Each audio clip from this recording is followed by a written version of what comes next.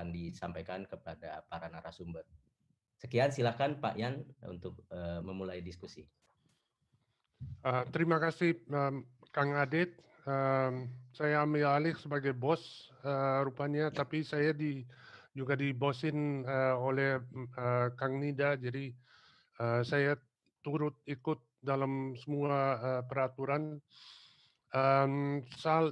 Selamat siang, selamat sore, selamat pagi kepada semua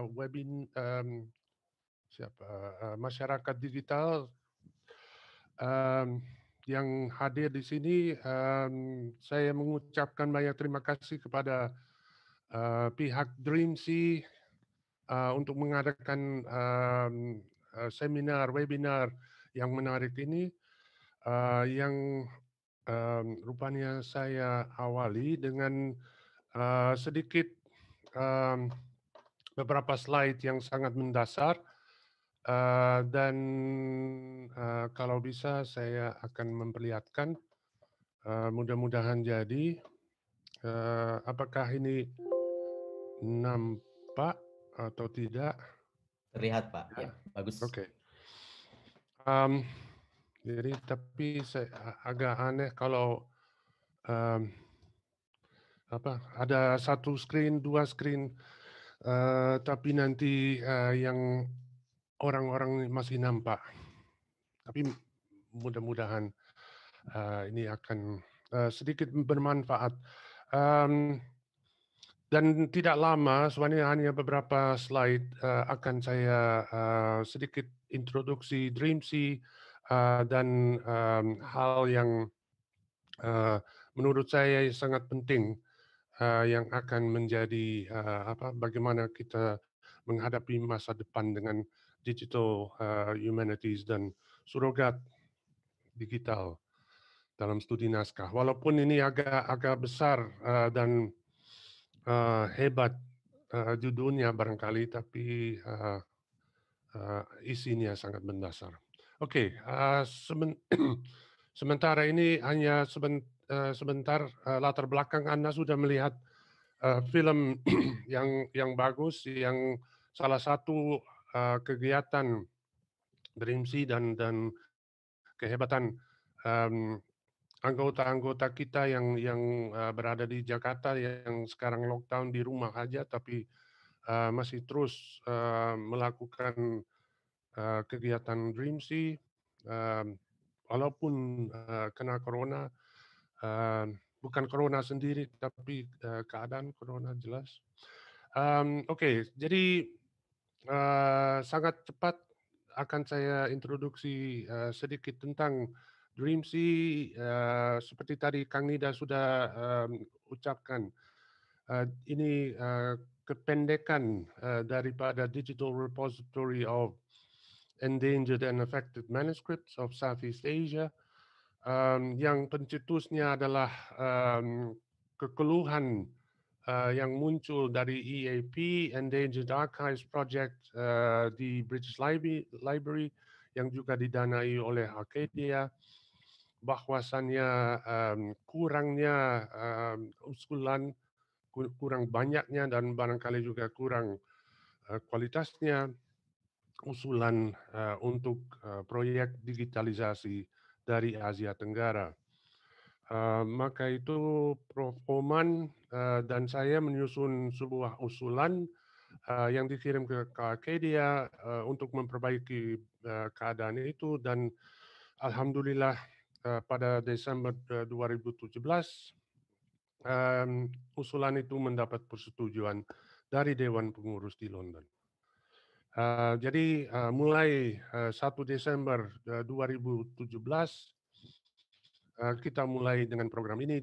Jadi hampir sekarang sudah hampir 3 tahun usianya, masih anak jagung, usia jagung.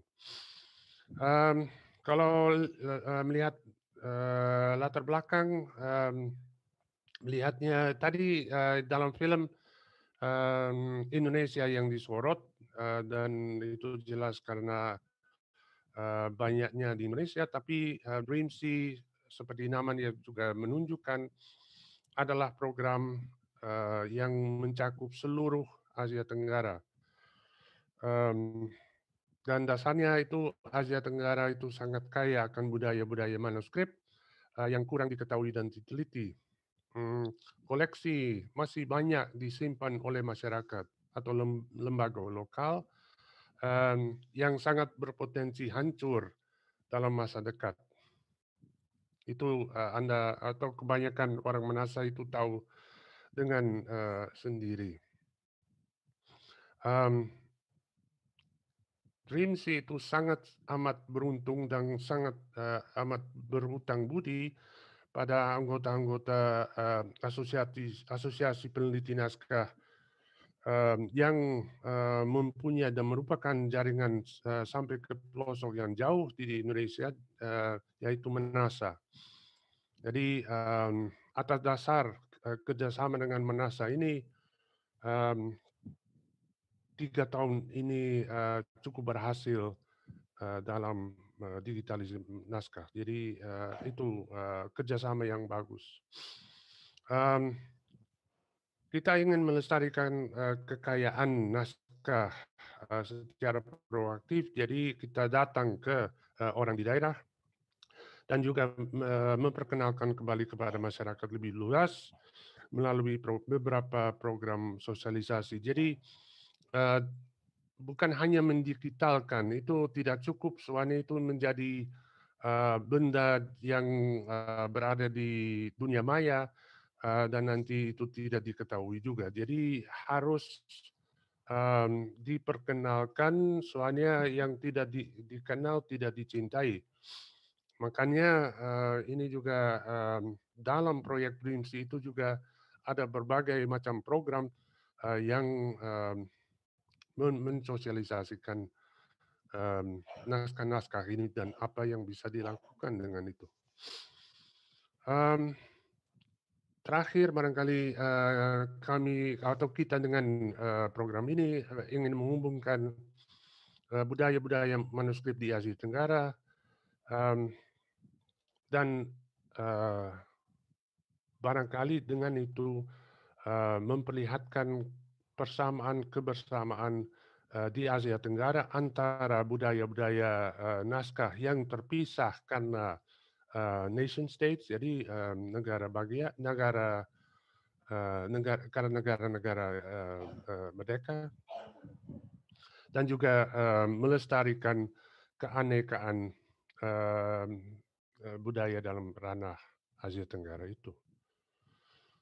Kegiatan itu juga sangat bagus diperlihatkan dalam film tadi, digitalisasi, pembersihan, sosialisasi, penyebaran pengetahuan dengan mengadakan workshop, seminar seperti ini, webinar dan sebagainya dan seterusnya. Yang salah satu adalah juga yang saya ingin tekankan, proyek-proyek yang di mainland yang diadakan di negara Laos. Seperti ini dilihat pendigitalan di Laos di Buddhist Archives. Kami meneruskan proyek-proyek yang sudah lama dilakukan di sana, dan tim yang melakukan itu sudah sangat berpengalaman dan terus bekerja keras untuk melestarikan budaya naskah di Buddhis yang berada di Laos dan Thailand. Baru-baru ini juga sudah dimulai, walaupun dalam keadaan pandemik COVID ini, ada satu proyek yang dimulai di Chiang Mai yang akan mendigitalkan naskah-naskah Shan, salah satu budaya yang ada di Myanmar dan juga di Thailand Utara. sesuatu juga yang dilakukan oleh DreamSea adalah koordinasi dan kerjasama dengan berbagai organisasi lain daripada Manasa. Soalnya yang salah satu yang sangat diperlukan adalah jaringan. Jadi tahun lalu kami mengadakan konferensi dan rapat dengan EAP, orang-orang EAP yang diadakan Ibu Annabel di London. Kami juga kerjasama dengan Hill Museum of Manuscripts Library yang ada di Amerika Serikat. CSMC di Hamburg menjadi salah satu pusat koordinasi dan lain-lain, organisasi lain. Ini sangat penting untuk ya, koordinasi dan menyebarkan pengetahuan ini tentang naskah ini. Jadi ini sedikit tentang DreamSea. Sekarang tentang hasilnya, salah satu istilah yang muncul untuk ini adalah surogat. Dan ada ahli linguistik di sini rupanya yang ikut bekerja di KBBI. Ini dari KBBI. Soalnya ini kata pinjaman dari Prancis, saya rasa. Surogat adalah pengganti bagi zat lain, misalnya margarin sebagai surogat untuk mentega.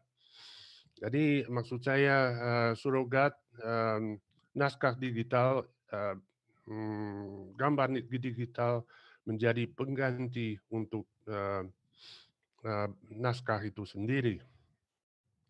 Dalam bahasa-bahasa Indonesia dan juga bahasa-bahasa lain, surogat ini sering berkonotasi agak negatif. Dan seperti juga saya sudah bilang, ini digunakan dalam digitalisasi naskah. Jadi naskah digital menjadi surogat, menjadi tiruan, menjadi pengganti zat aslinya, yaitu naskah. Di mana-mana ada program digitalisasi sekarang yang dengan mudah dan segera menyediakan akses pada semakin banyak naskah digital atau surogat kepada khalayak yang seperti tadi sudah dikatakan, kepada khalayak yang semakin luas, antara lain mahasiswa dalam studi naskah tapi juga lain bidangnya. Jadi semakin banyak orang yang tidak tahu naskah itu sendiri akan masuk atau akan diberi masuk kepada naskah itu. Bagi pengkaji naskah seperti kita semua, ini memberikan kesempatan yang bagus untuk membanding-bandingkan banyak teks yang sama atau serupa yang ada di berbagai koleksi, seperti yang di Harvard dengan yang ada di Jakarta dengan Kairo dalam saat yang sama pada layar yang sama, yaitu big data yang perlu software tersendiri. Nah, salah satu kajian yang dilakukan di Hamburg ini adalah untuk mengembangkan software seperti itu. Jadi dengan komputer bandingkan naskah-naskah digital itu surogat. Yang sangat perlu dan sangat penting adalah konsistensi kualitas dan standar internasional supaya itu memang bisa dibandingkan. Sangat perlu, semakin perlu metadata yang berkualitas tinggi dan konsisten. Surogat masih terus menjadi salinan jadi benaran. Sampai sekarang surogat itu masih sering digunakan sebagai pelengkap dari yang benaran.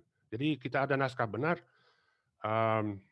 Terus kita kalau sempat ke Perpustakaan Nasional yang gedung Bentereng sekarang di Jakarta, yang dengan baik, sangat baik naskah semuanya disimpan dan kita melihat naskahnya, bisa melihat naskahnya sendiri. Namun kita sebaiknya menjadi sadar bahwa di koleksi-koleksi yang kita dalam Dreamsy digitalisasi sekarang untuk cucu-cucu kita tidak ada lagi. Soalnya itu salah satu hal yang tidak bisa kita lakukan atau hanya kurang kita lakukan adalah pelestarian kebendaannya. Walaupun itu ada, tapi pasti akan hilang. Jadi kalau asli tidak ada, surogat pun jadilah. Surogat jadi yang cucu-cucu kita punya nanti. Jadi yang benda yang asli akan hilang, surogat yang tinggal. Soalnya itu akan terus dialihkan, alih mediakan dan sebagainya. Itu ada baiknya, ada kurangnya.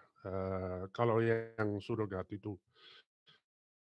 Kualitas tinggi memberi banyak kemungkinan, banyak affordances. Jadi ada banyak kemungkinan yang bisa dilakukan dengan foto digital itu. Tetapi kita perlu sadar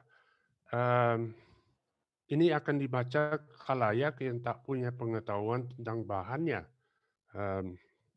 Jadi nanti kalau cucu kita ada yang barangkali ada yang tidak tahu apakah sebuah naskah tulisan tangan. Ini contohnya itu sekarang banyak yang tidak tahu lagi kaset musik itu apa bendanya. Jadi ada masanya kalau kita sudah tidak ada bahwa anak-anak melihat naskah tanpa tahu bagaimana itu bendanya dibentukkan dan rasanya. Jadi kita perlu menciptakan masa depan dan membayangkan apa yang supaya ini sukses dan naskah tetap dapat dipelajari. Jadi diperlukan pengajaran dan pelatihan untuk mengetahui kebendaan sebuah naskah agar kontekstualisasi teks dapat dilakukan juga jika bendanya sendiri tidak ada lagi. Kontekstualisasi itu yang kita lakukan sebagai filolog. Jadi yang kita sering melihat konteksnya yang atau masyarakat yang memproduksi naskah itu. Kompensasinya adalah surogat digital dengan catatan lengkap metadata yang diambil waktu atau setelah digitalisasi dilakukan. Dan itu harus benar, atau itu harus kualitas tinggi, dan itu untuk mengadakan kebendaan atau merepresentasikan kebendaan yang tidak ada lagi. Yang membantu untuk mengadakan itu kebendaan dari benda yang tak ada lagi, yang hilang, resolusi tinggi, warna dengan color chart, foto lengkap dengan semua aspek kodologi, jadi sampul, pinggir dan sebagainya, supaya semuanya diperlihatkan, dan yang juga penting cara dan keluasan akses yang diberikan kepada surogat, struktur dan kelengkapan metadata, di mana diperlihatkan berapa besarnya file dan sebagainya. Jadi kita harus tahu itu semua, bukan kita sebagai filolog, tapi ada ahli-ahli yang juga memikirkan itu. Bagaimana kita mempresentasikan itu kepada khalayak.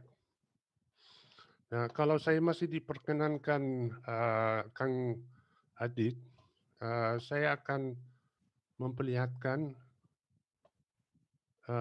contoh dalam 2 wait a minute, Mungkin 2 menit Pak Yan. 2 menit, ya ampun. Kalau saya Tidak. dapat, mmm, Tapi mmm, silakan, silakan.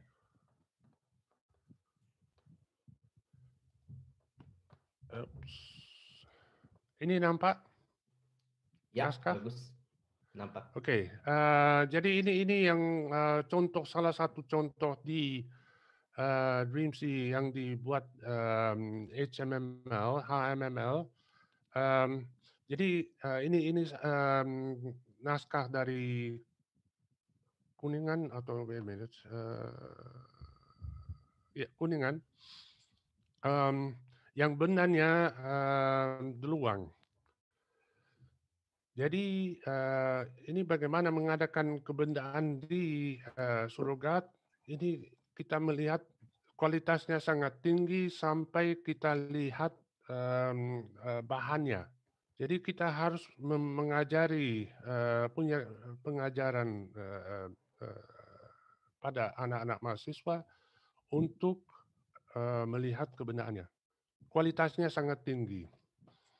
Metadata bisa diambil di sini, secara,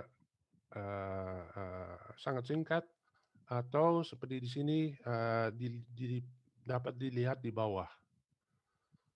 Ini harus konsisten dan harus bagus, benar. Jadi ini dari Kuningan, ini dari Laos.